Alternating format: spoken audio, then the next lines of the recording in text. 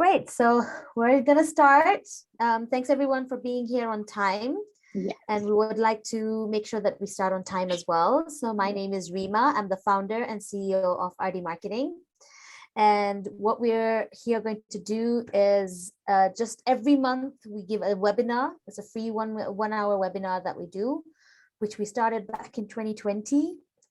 So Eunice and I have been doing this since then. And we're excited to actually bring you different topics and how they connect with marketing, because marketing is our forte. And so if you want to plug into any of our previous webinars, you'll be able to go onto our YouTube channels and you'll be able to see all of those recordings from there, and check out all our different topics that we've had. But otherwise, at Ardy Marketing, we're here to help to connect you to your target audience in the best way possible. Right? So give you strategies and help you implement marketing strategies as well. So we're happy to have you here and welcome. Eunice?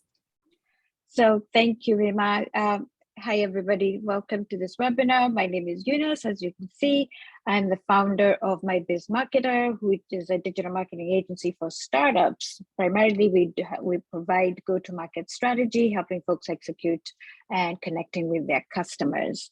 I'm also the founder of MBM Africa, which is an incubator accelerator for African founders around the world. And wow, this is a fantastic topic, because let's just say if you don't fix your customer experience, you're not going to be profitable, right, Rima? Yeah, absolutely. Marketing and customer experience, we have talked about this before, but they go hand in hand. You don't have a good customer experience, you see people go, you see people dropping off, or you don't see people coming on at all, for that matter. And so we're going to demystify that a little today. And so we're going to start with, first of all, to tell you that it's going to be an interactive session. So please, either unmute yourself or put it on the chat when we're asking some questions. So our starting question here is, what do you think is customer experience? What is customer experience for you? You can either unmute and say something, or you can write it on the chat.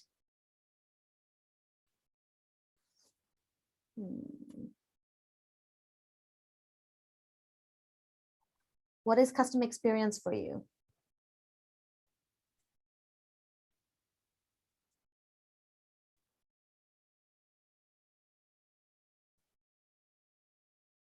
May we have at least one person?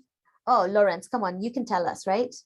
Or are you thinking that because you're a customer success person, you don't want to say anything?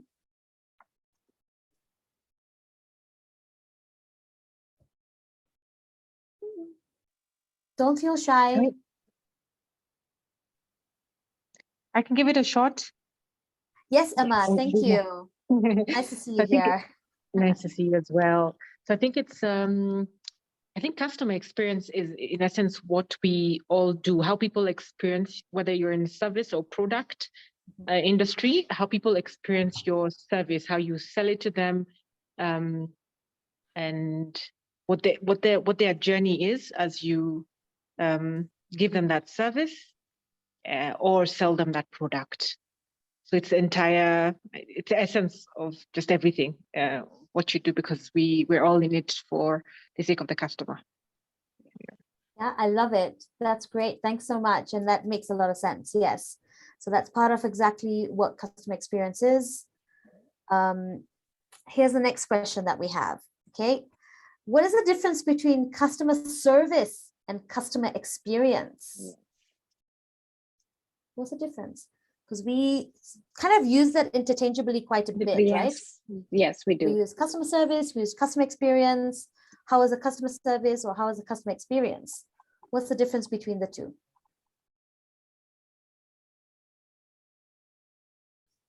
You can try, don't worry if it's right or wrong. Go on then, Lawrence. Okay, for me, I think customer service lies more in line with customer support, in which that we are responding to problems that customers have.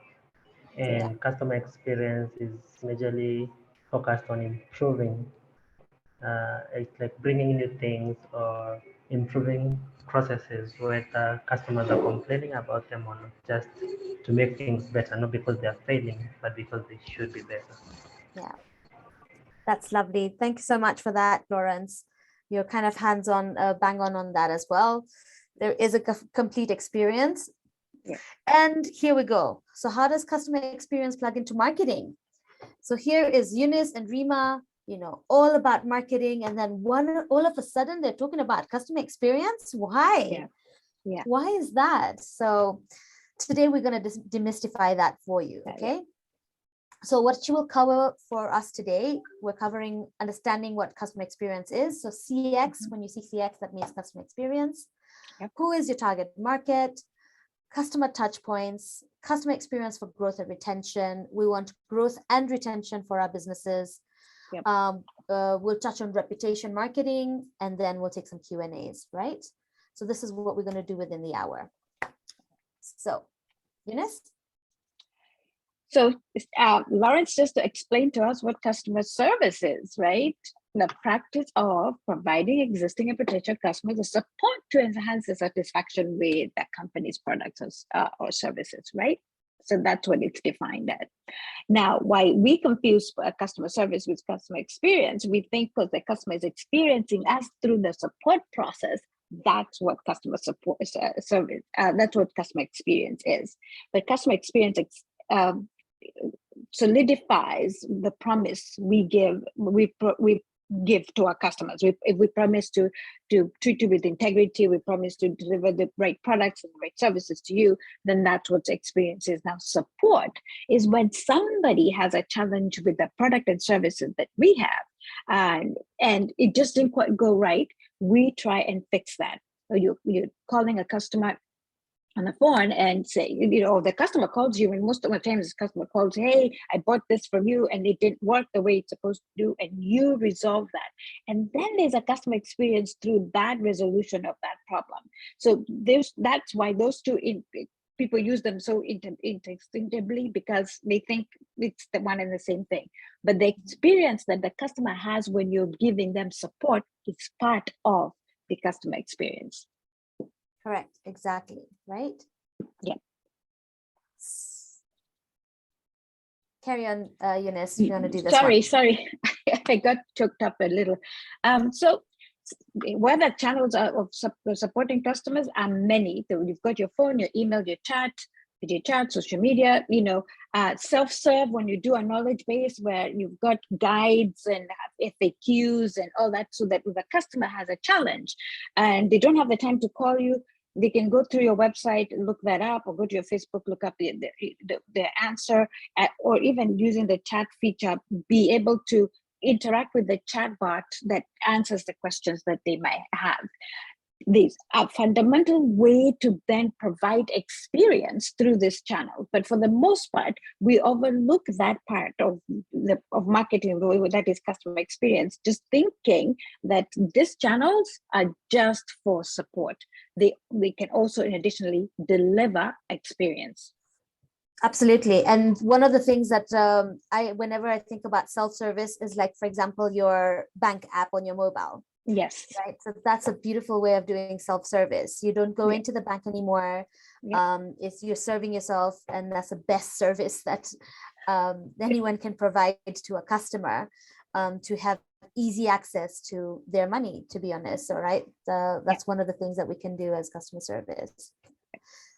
All right. And so one of the things also we can talk about in customer experience, and we've talked quite a bit in terms of customer experience. Customer experience is literally from the time a customer hears about you or your brand or your company, right? Like right exactly from there. So if it's a good experience, if they've heard good things about you, that's a good experience already. If they hear something bad about you, then that's a bad experience already. So even before they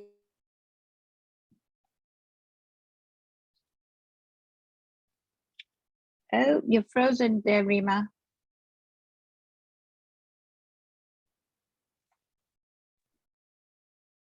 Okay, I'll carry on until she's able to come back in. So evaluate what your brand promise is. For example, when Safaricom says their promise is to provide you better service, that brand promise, do you as a customer experience that? Do you feel that when you go on to a Safaricom store and start engaging with the reps there, and even before you get there, and as you're walking into the store, what's that experience like? So that's where customer experience starts. Go ahead, Rima. You're on mute. Sorry, I don't even know where I actually dropped off. I apologize for that. But I think we're in self-help, so I can go to the next point. Yep. Okay, great. So proactive messaging around the known issues. So for example, you already know that you're going to have a downtime on your app or your computer or your phone, or you're going to have a delay in your delivery, for example. So if you do a proactive messaging to the client and say that, hey, by the way, please expect a delay because of X, Y, and Z. It's unfortunate, but we apologize in advance. That's a great way of actually giving a good experience to the customer. So you're making sure that whatever their expectation is, that you've actually managed it as well before they say that, why didn't you tell me about it? If you had told me about it, I'd have known about it, and I was waiting for this. And actually happened to me yesterday. I went all the way from Hurlingham to Parklands to pick up something, and I don't live there. And the person's like, oh, sorry, it's not ready yet. And it took me an hour to actually get there. So it was very, very bad. And if he had called me up and said, hey, listen, by the way, it's not going to be ready like I told you, proactive messaging. Okay, so example of that. Sales being transparent about pricing. This entire item about DM for pricing is not a good idea. Just put your pricing. If it's a range, put a range, right? Give an idea of some kind of a range. That's okay. It's not an issue. But idea here is that, listen, our packages start from X, Y, and Z. If you need X number of items, or if you need more chairs with the table, then the pricing changes. But if you want 6 chairs and a table, this is how much it'll be if it's this particular product, etc. So being transparent about the pricing is such an important part of experiencing your brand and your products. All right. People who are the whole DM for pricing, if the customer already starts feeling that, so if I am the one asking, the price will be this, but if somebody else is asking, then the price will be that. So that always has a bit of a conflict in this. Yeah. All right. So that's always good. Some of the other point always here is be available for customer support. So if someone reaches out to you and says, hey, I have a problem, whether it's by chat or WhatsApp or calling or emailing, the only reasons why they've actually messaged you is because of the fact that they need to be resolved. They need some help. They need some support. So being available for that support is very important, creates a great experience. So imagine here, the customer support is the customer service we're talking about. The how we respond to it is the experience that the customer gets, right? So that's, again, a good distinction between the two as well. And then finally, marketing, setting realistic expectations. Again, manage your expectations right from the start.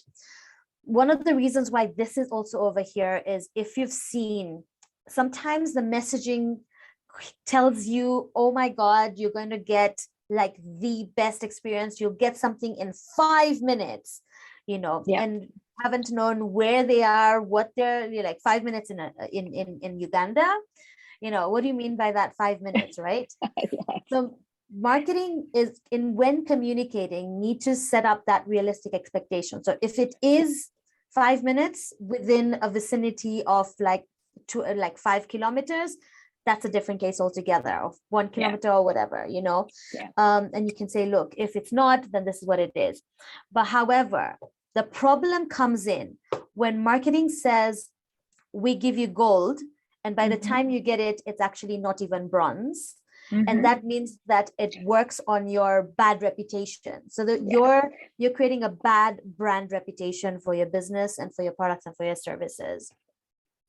And so messaging and how you communicate it, very important. We're not saying that, don't say, like what you actually do, but the idea here is match what you're doing to the messaging that's going out there.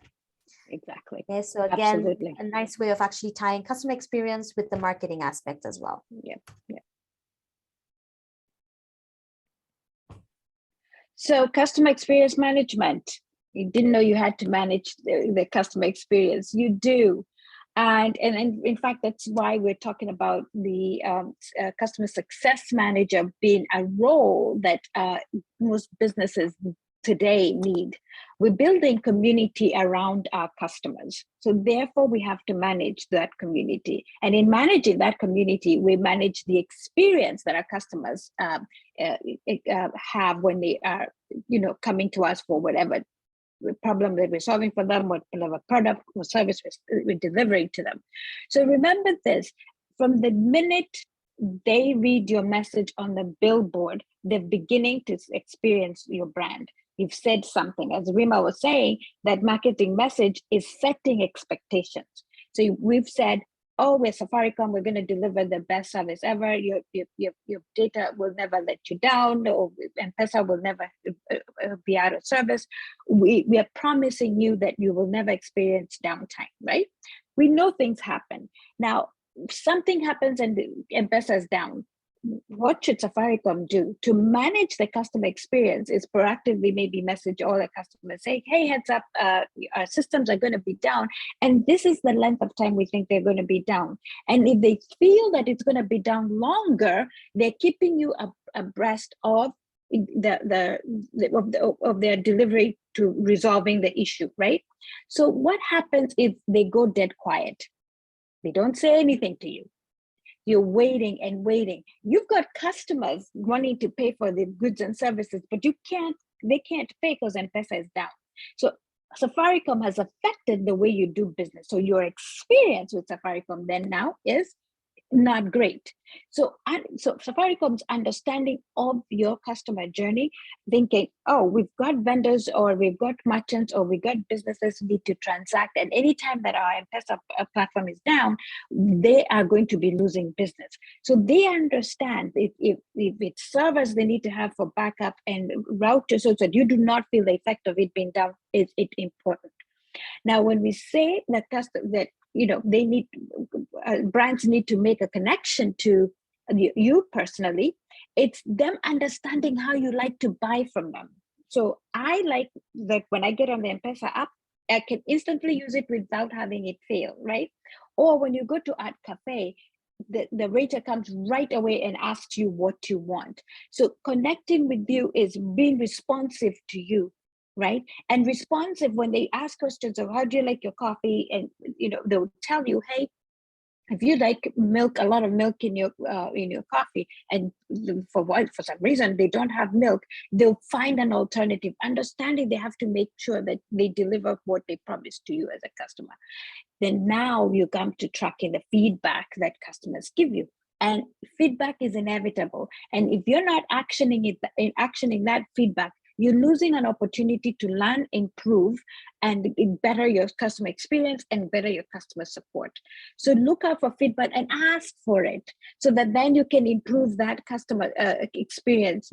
And because they'll be giving you details of how they like to be treated. So if you're not listening out for it, you're not going to know how to treat your customers. So please create that feedback loop.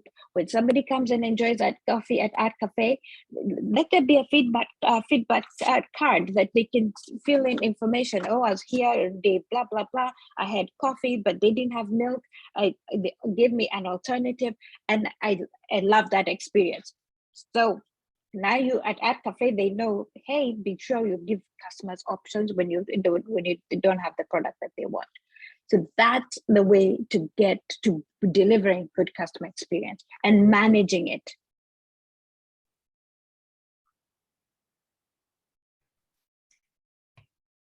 Great.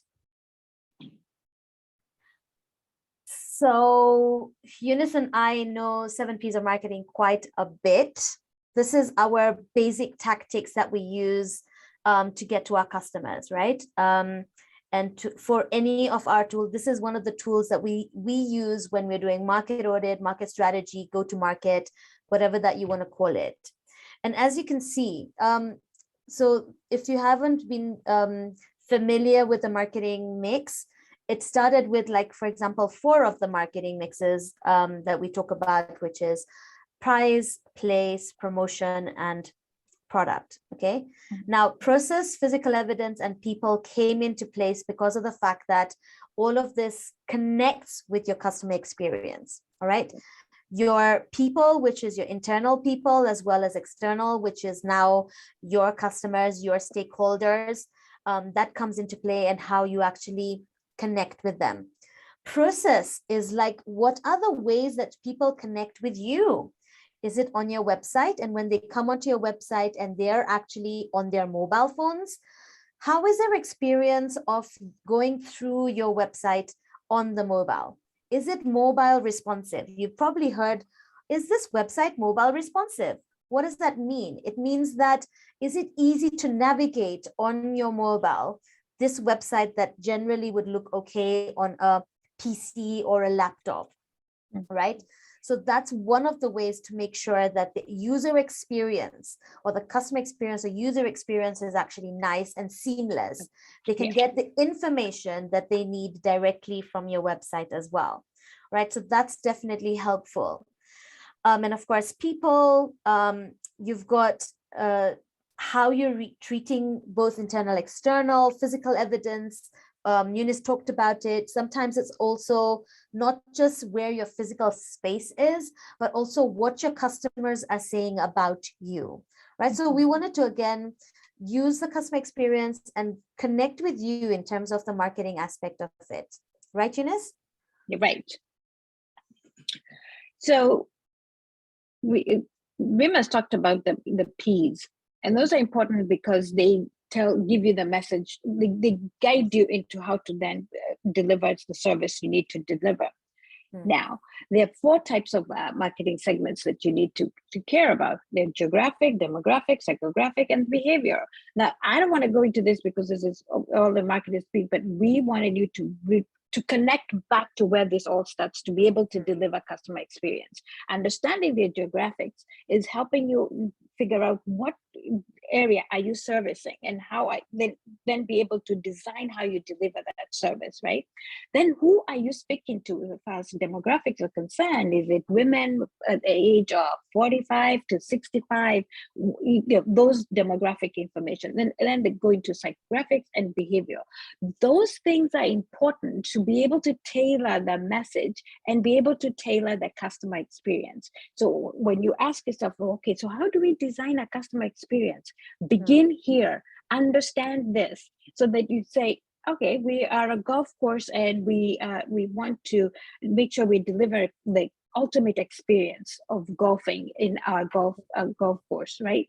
So one of the things that you're going to have is a fanatical members who love the golf game, and then there are others who are not going to love the golf game, but will come to experience it because they're people, they're waves, the people they love the game. So you have to serve the two, right?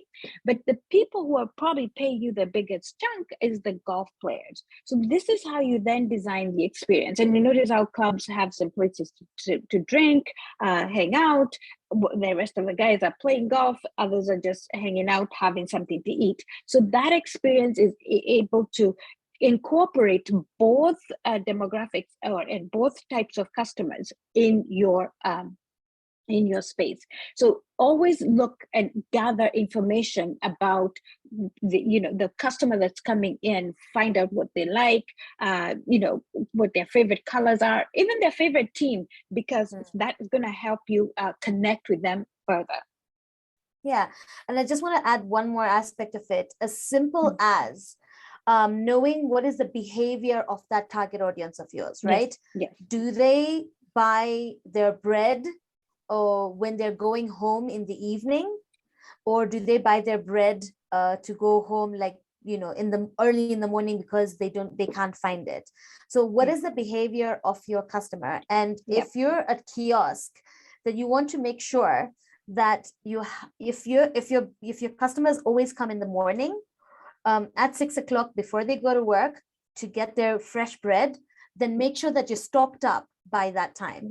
So again, it's a great way of making sure that the experience of your customer is phenomenal at the time that they want it, not when you feel like is the right time, right? Which is the reasons why it's important to know your target market and target audience, to understand that and give them that experience that they are so desiring, right?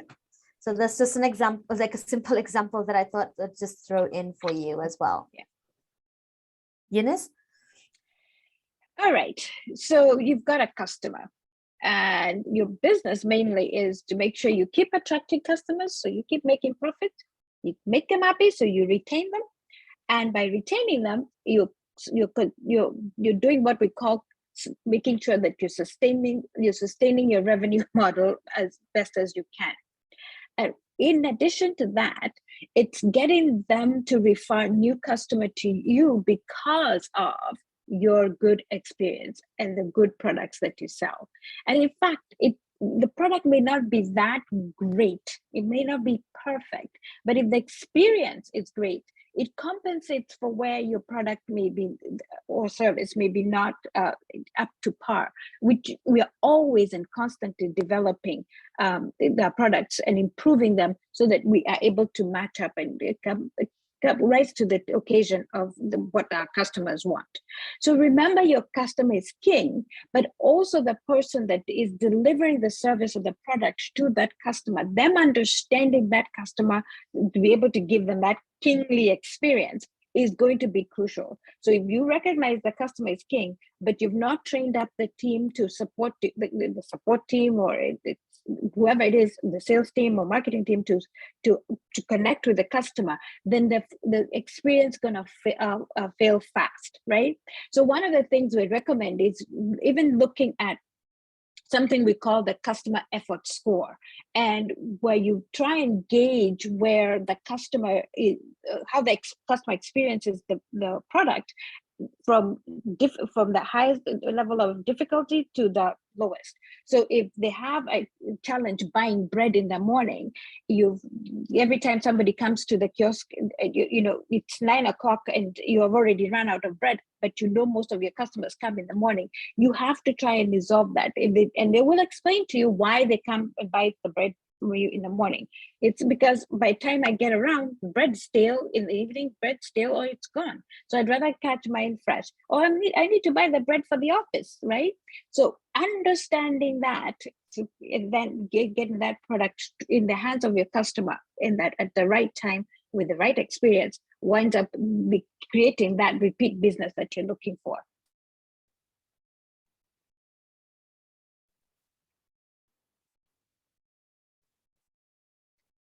So let's talk about customer discovery. Customer discovery begins when you first develop that product or service, right, Rima? Yeah, absolutely right. So if we've got a brand new pen, we've designed a brand new pen, and we've designed this pen for the executives, right?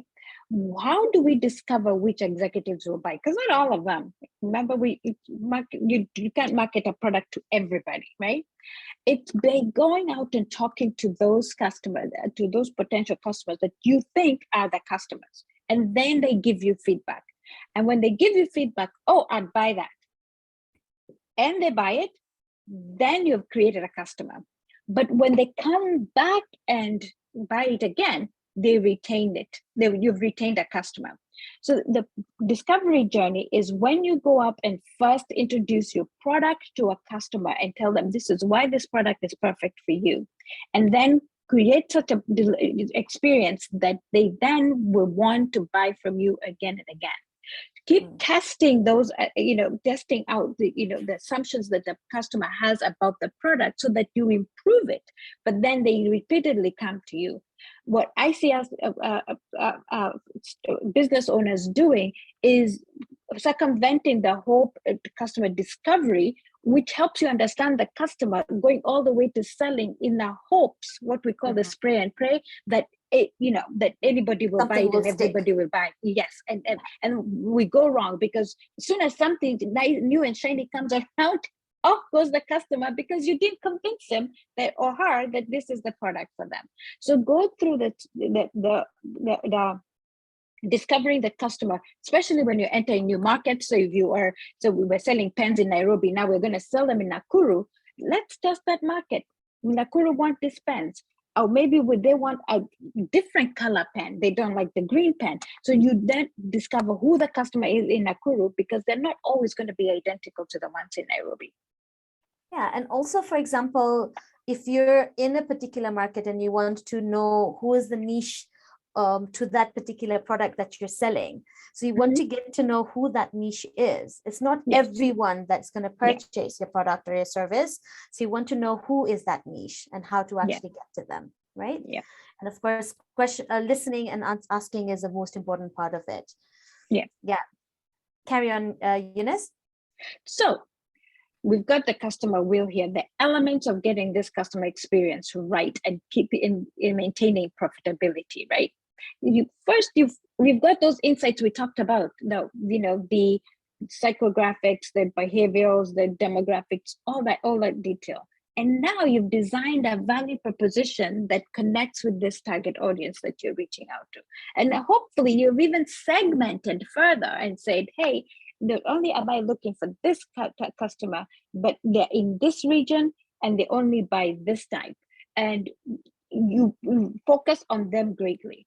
The next thing you're doing is customer acquisition. You've nailed the value proposition. So when you put your marketing messages out on Facebook, on billboards, on brochures, whatever you're sending out, the customer absolutely connects with the brand, with the product, and is anxious to buy. And because you went through the discovery process, you know what they like and where they like to receive their message, and then how they like to buy. So there you go with the customer acquisition. Then you get to now deliver service. So when they come to you and buy, you're making sure you're gathering all the information you need to keep improving and delivering of that service. And that leads to you getting the market share. First getting product market fit, and then getting the market share, all the way to leading you to expansion. And then you're then thinking about how do you keep this customer happy and loyal to you. As then I think you all have heard of the Net Promoter Score. You're constantly creating surveys and queries about it takes data from these customers so that you understand how they feel about your product and how likely they are to come back and buy from you, right? So net it's called NPS. That score is important to keep carry of and see whether it's going up and down, and so that you can try and figure out how to maintain it and keep it consistent. And there it goes. It's a vicious circle. You keep rinse and repeat. Back to getting further insights. You might discover new opportunities of new customers you didn't know existed because of this feedback. All right. And again, generate that value proposition for this new customer segment and repeat the cycle.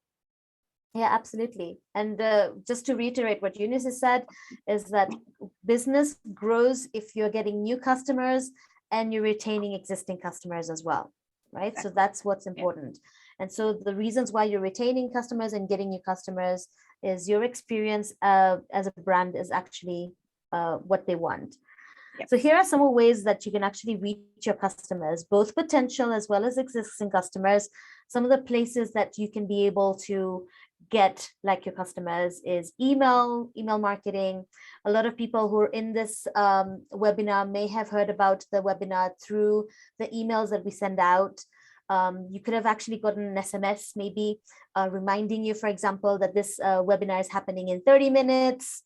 I got one too as well. So that means it's helpful for me as like, oh yeah, let me just stop what I'm doing and come for this, right? Yeah. So that's SMS marketing, reminding people about who you are. Social media marketing, everybody knows. You're actually doing it yourself sometimes to make sure that you're getting to the potential customers as well as interacting with your existing customers. Networking, this could be both online and offline. Again, a webinar like this is a great way of networking with people, which is why we say start with introducing yourself, who you are, what you do, really never know that if you're actually in the space, somebody who would like your service, or vice versa. Search engine optimization, be findable. What that really means is when people are searching for your kind of business, they will not search for example, Ardy Marketing or My Biz Marketer. They will search for a marketing company in Nairobi, marketing company in Kenya, marketing strategist, etc. So be findable in the search engines like, for example, Google or YouTube. And these are some of the ideas that we have over here for you. Creating a brand reputation. Well, how can you focus on and leverage on your reputation of a business, of your brand? And of course, other offline places, word of mouth, your one-on-one referrals. A lot of businesses are working directly with referrals, exhibitions, your churches, whatever that is. Each of these items are places and touch points that your customer is experiencing about you in one way or the other. Right? And please use those same channels to gather information. So if you email marketing, you send a survey to gather the data we're talking about. On your social media, ask questions and let people comment, and from those comments you gather that information. So not only are you using it to reach out to customers and connect with them, but you're also gathering data. You're always, and we stress that you try and be data driven as much as you can, because that's going to inform how you market and continue the cycle to continue profitability. Absolutely. Right. So customer experience for marketing, we're just going to quickly jump into this. These are just some of the statistics. You can read it, it's on the screen, but some of the things that people are doing right now, whether it's B2B or B2C. So as a customer, and maybe you've actually experienced this for yourself, when you want to interact with a business, you will go and you will look at their reviews. What are your other customers of this business saying about them, right? And then you are able to trust them. So everything that we do in terms of ads and everything out there, that's all the visibility aspects of things. But how do we create that trust? How do we create that credibility, right? And you can see like 57% of consumers will only use a business if it has 4 or more stars or recent reviews, recent positive reviews, right? Even before coming to visit your website.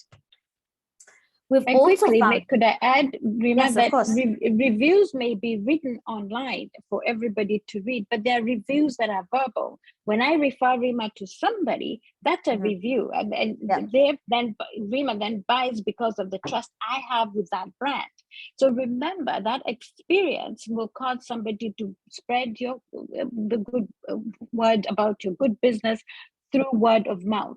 So don't forget that exists. And somebody could say, hey, I read fantastic reviews, but I actually experienced this and this was good. So keep that feedback loop working at all times.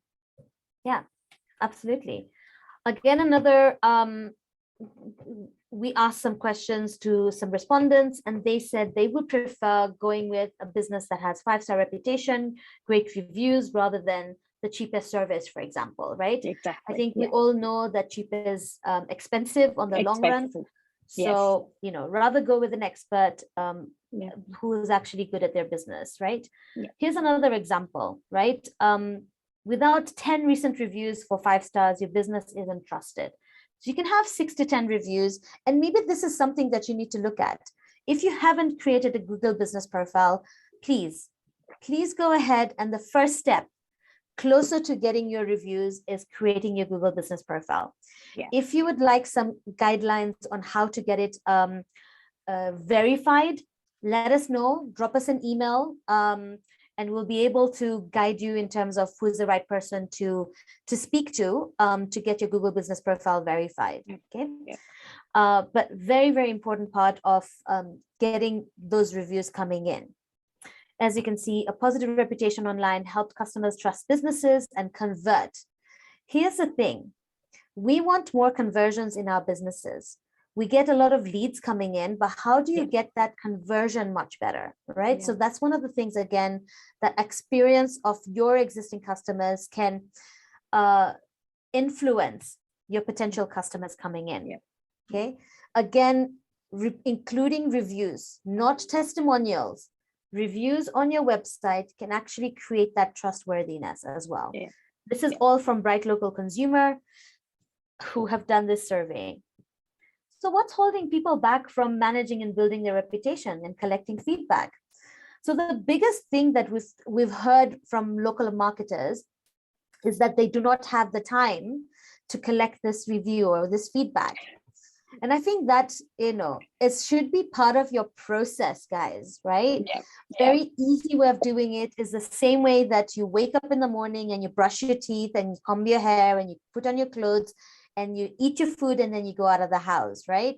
In the same way, this has to be part of your process in collecting the feedback, do not say you don't have the time to collecting your feedback from your customers, right?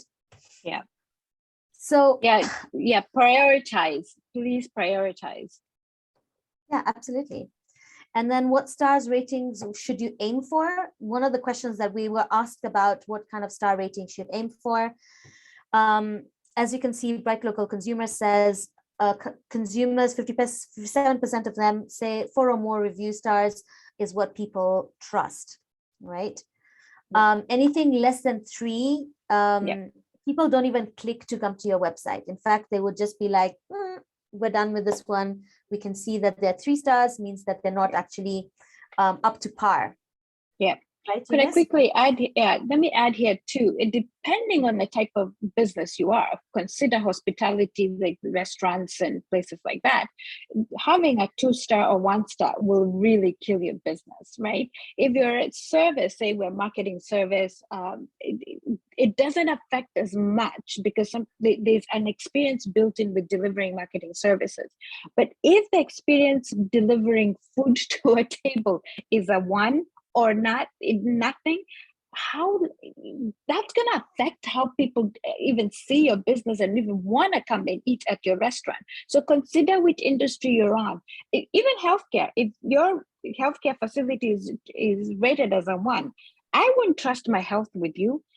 Going to a restaurant with a 1, I'm not going to trust my stomach with you. So really, really think about what your industry looks like and the stats. So, for example, some 3s in certain industries, it's okay, but a 3 and under in certain, it's a business killer. Absolutely, you're bang on, Eunice. So here again, what we can tell you is you can do every kind of marketing, right? Your TV media, your referral, your direct mail, you're doing SEO, you're running ads, social media and mobile media, website, etc. Everything that you do, your reputation impacts not just online or just traditional, but both.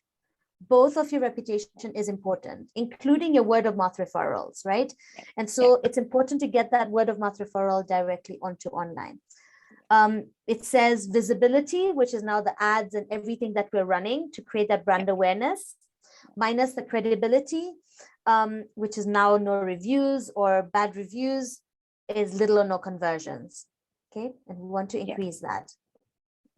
Again, some respondents said that recent reviews, even if they are given a word of mouth, they still do their due diligence and they will do the search for that particular company, as you can see over here. Okay, 87% of them said that. So, Eunice, you want to take them through this? Yes. So you're doing a good job of getting word out there to your customers. Customers come through the door only for them to be knocked off by your customer experience. The way to fix this is making sure you collect this information, that data that will tell you what the problem is, right? So making sure you're getting those referrals, creating the visuals that allow for customers to see what other potential customers see, what other customers think about your product, right? And increasing the experience visibility. So for example, I'm Safaricom and I'm at Safaricom and I walk in and somebody says, welcome to Safaricom, we'll be right with you. I feel seen and heard, and whatever stress is on in there, and I was maybe ready to fight them, kind of calms down a little bit because they've seen me. But what if they ignored me, right? So that angst that I was having starts to build up even more, right? So that's a review in itself, because other customers can see how agitated I am, and they completely will connect that to the service Safaricom's giving me. And even then, they start to feed off of my angst. And you're having a good conversation with somebody, but somebody already says, hey, this is going to be, a fight here. And they will begin to, that energy starts to carry. So the experience, in reviews and reputation is both visible and public, and sometimes you think it's private because somebody wrote and they wrote on your website and you don't know who they are, but you don't know who is around them and who they're telling that to. So a review is a public referral, both written, visible, and non-verbal experience. So remember that. If I could make one recommendation, guys, is to say to you to think about this. Create an initiative of getting that customer experience right, so that the public review shows up on point each and every time. So one of the initiative would be collecting data, that you have that survey card. If you're a restaurant, you have a survey card that people fill out each and every time. Or if you're a service that is online, making sure that you're pushing that Google My Business link so that people can give you reviews, and then also sending them surveys to ask for further feedback. Now, when somebody then gives you a verbal or video verbal referral, this then is saying something about your business. Look at the time it takes to create a video. If somebody's that keen to do that, that gives your company a company asset to market itself, using that customer's words to get more customers. This is Eunice saying, I love Capute's products, their ketchup, their spaghetti sauces. But if I just wrote that, yeah, it will go all right. But if I made a video of like, this is what I like about it, this is how I use it, imagine, I am marketing Capute for them without them having to do any heavy lifting. So it is the most powerful thing you could do to keep customers coming back and getting you new customers. All right, so here I'm just going to quickly drift through this, but imagine doing marketing for the competition's benefit. What do I mean by that? You're creating the brand awareness, you have great SEO, but when it comes to reputation, you either have bad reviews or little or no reviews coming through on your Google business profile. And so what happens is your customer goes to your competitor, and now basically you've spent all this money so that your competitor gets the business, right? Yeah. So some of the review sites that matter, again, I have mentioned to you Google Business Profile, really fast growing in Kenya, especially in Africa. Yeah. One of the best places to find anything is on Google.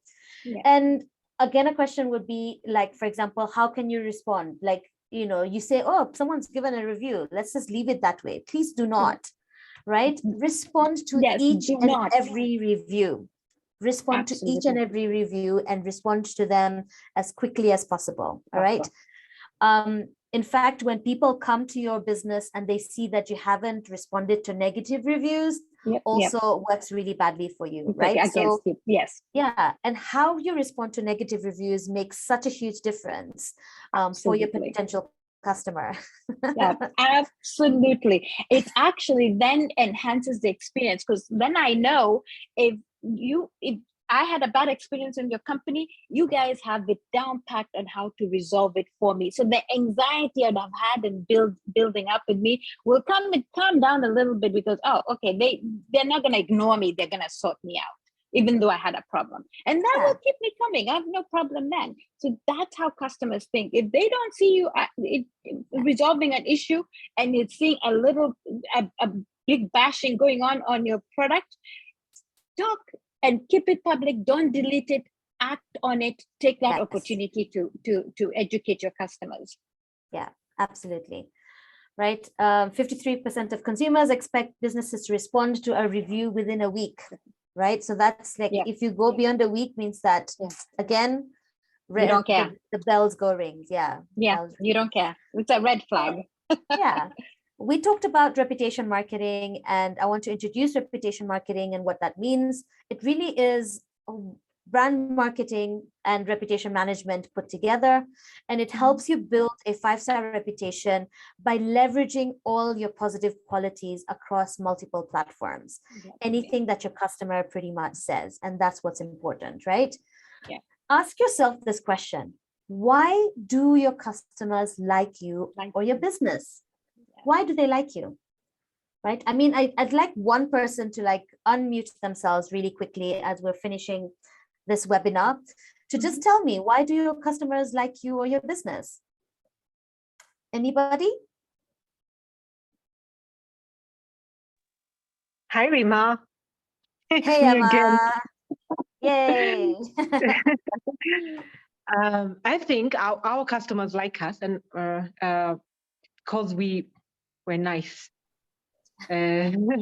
Okay, I have my teammates on call, and I've got two groups. So there's one squinting at me like, who are you? Anyway, this is a Kyoto school. I think because we are warm, we get that a lot. We're warm and we're nice and we smile a lot. Yeah, so they like us because the energy they feel around us is a warm and nice, fuzzy feeling. And every time they interact with us. Oh, that's amazing. Yeah. For design first, since they're squinting at me, it's because we're professional. So they really like to work with us because they just feel like they're sorted and they're taken care of, and we do things when we say we'll do them. Yeah. Thank you. Brilliant. Absolutely Brilliant. amazing. That is so good. Thanks for sharing, Emma. Now imagine if that information directly from your client's own words was broadcasted regularly on all your platforms. Would that make an impact for your business, Emma? I'm sure it would. I'm sure it would. Yeah. And so this is the power. This is the power of making sure that your customers give you that feedback and that review. What you tell your customer is your story, but what your customer says about you is your reputation, guys, right? I want you to guys sink that into yourselves, okay? And so as we're moving towards the end of this presentation, some of the things that we want to make sure that in part of your own reputation marketing strategy, ensure you build your reputation, market your reputation, manage and protect your reputation, and create that culture of first-class customer service and customer experience, okay? And that's really important before anything else, right? And if you want to know a little bit more about reputation marketing for your business, please let me know. Myself or any of my teammates will be able to take you and guide you through it and how that would look for your business. Now, guys, we've actually come to the end of this webinar. As we had promised, it's going to take an hour. We would love your feedback. We always love to hear from you. We've got 2 QR codes in front of you, or you can do the bit.ly link that's here. But kindly, please spare 1 minute of your time and give us that feedback. And on the second step within that feedback page, you'll be able to select whichever directory you like, whether it's Google or Facebook, and please copy paste that on a Google business, our Google business profile, and give us a review on how you like to actually interact with us in our webinars, interact with us as the providers of marketing service or marketing education, if you will. Yeah.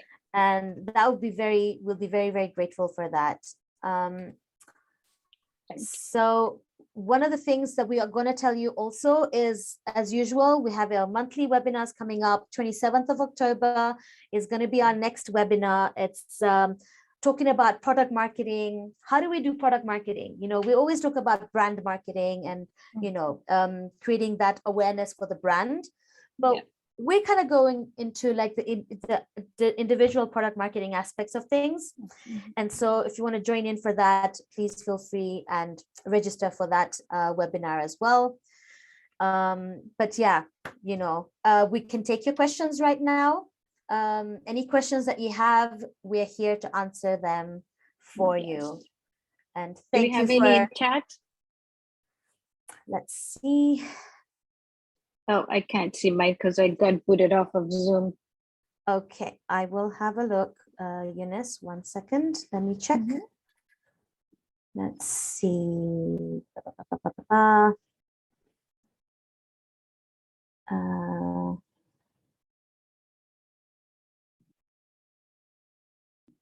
Okay, there's a question mark on this one, so I'm just going to read it out. Okay. Basil says, one would think DM experience is similar to when you walk into a shop and one employee starts to help you and all their focus is on you and how to properly assist you. Also, when the customer starts chatting in the DM about more information regarding the product, it creates a bond between the customer and the brand. It becomes a one-on-one conversation and it's private. Is this for other things and not DM for pricing?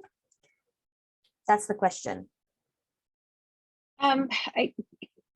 DM for pricing is like, I see that blouse, how much is it? And I'm asking that because I don't see a price. Or you've stated DM for price. What the anxiety it gives your customer is, am I getting the same price everybody else is? Is somebody getting a deal and I'm not getting a deal? So when everybody sees the price of the product, then they know everybody's paying that price. Yes, like you probably could say, hey, I like that, but can I get a discount? You can ask for that in the DMs, and then that way you can go into a private conversation and negotiate. But keeping the price up front is important.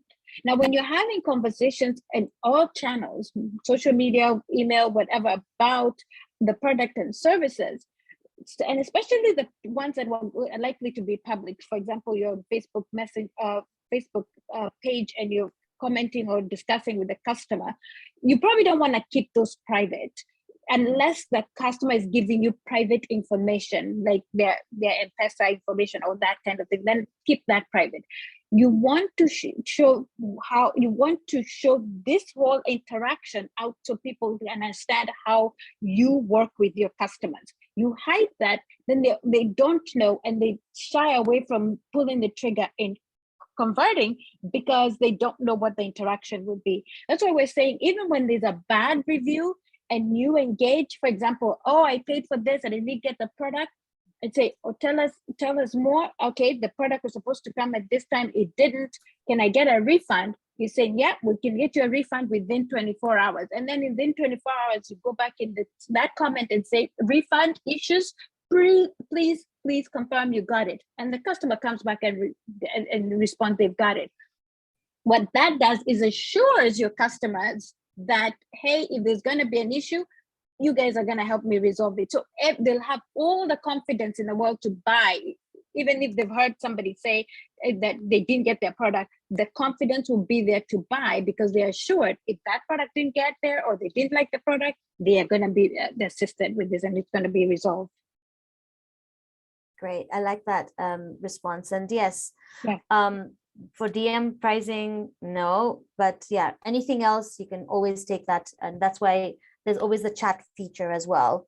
Penina's asking, how should companies communicate unexpected service downtime to their customers without having to affect the company brand negatively, but keep CX, but keep good CX? Actually, that's by Maggie, not by Penina, but yeah. Okay. By being proactive. Don't be defensive, be proactive. Tell your customers in advance, oh, we're down, the service down, or you can't buy any products from us right now because our site is down. And here's the reason why. The time to repair is 4 hours or 6 hours, or the site's going to be up tomorrow. Set the expectation. And then when you think you can't meet the expectation, don't wait until that time has lapsed to tell people, oh, oops, sorry, we weren't able to resolve it. Maybe 4 hours before, and you know for sure this is not going to be turned up. Let your customer know, we expected to resolve this by XYZ.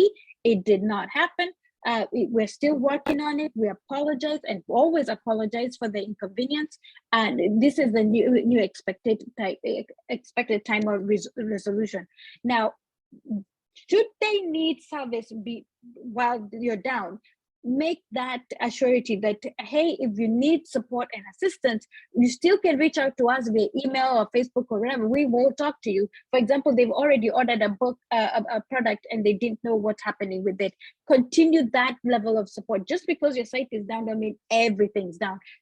Business continues. Keep working with your customers and responding to them.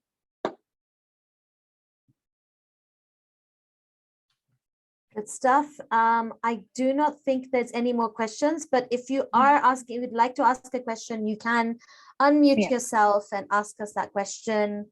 Yeah, feel free to do that. We are here. One of the QR codes, Eunice, is not working. Oh dear. Okay. Yeah. This is by the way. Thanks. Feedback. Yep. Just one thing I want to say about feedback and business and products is that when you get your customer feedback, don't take it personally. Think about how you can improve your processes, how you can improve your product, how you can improve your service. There's always room for improvement, guys. Never feel like tumefika, right? I feel like that we feel very rigid, but the best way of actually giving customers the best experience is to keep evolving. And technology right now is evolving so fast. And people are trying to catch up with this technology, and people are catching up with what is AI, what is this machine learning, etc.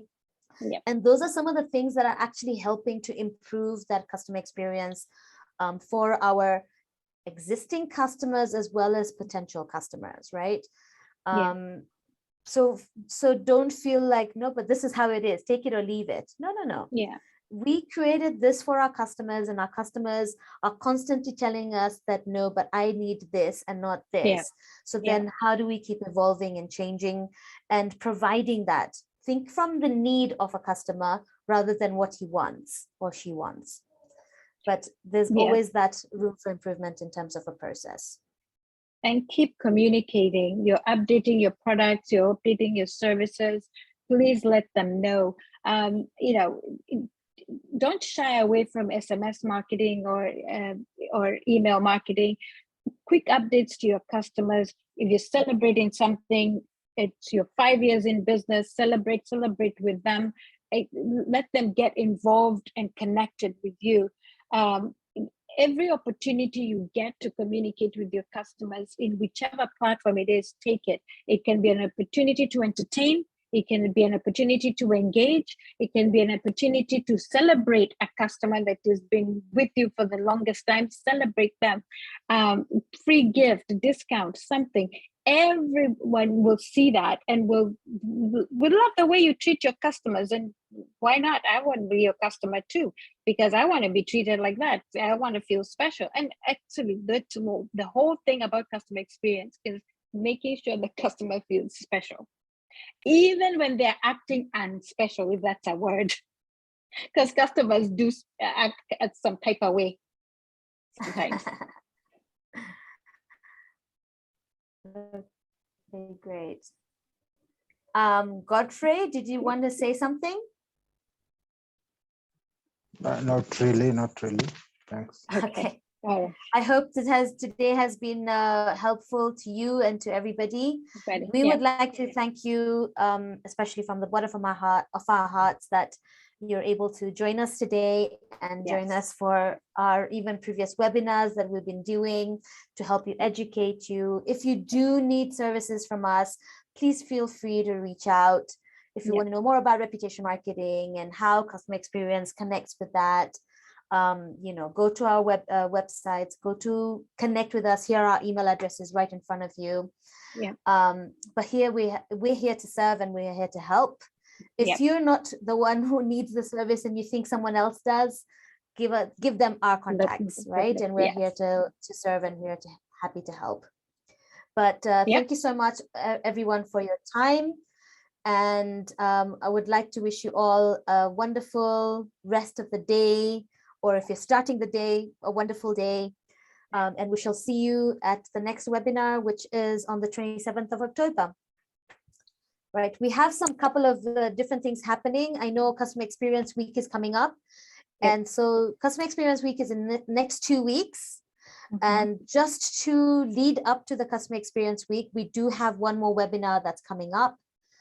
Let me see if I can pull it out. We're doing this with a customer experience expert, actually. So 1 second, let me see if I can actually pull that one out. When Rima does that, I want to say, if you have no idea where to start with creating a good customer experience, or you want to fix your customer experience, please reach out to us and let's create a customer experience roadmap for your business. Still continuing. Yeah, here it is.